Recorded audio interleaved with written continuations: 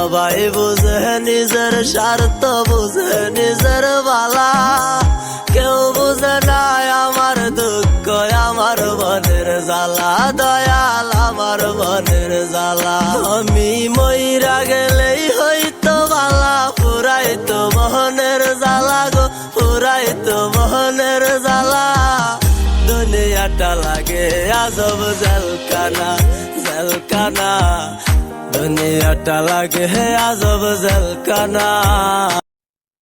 কি অবস্থা তোমার? হঠাৎ এমন কথা, কি হয়েছে তোমার?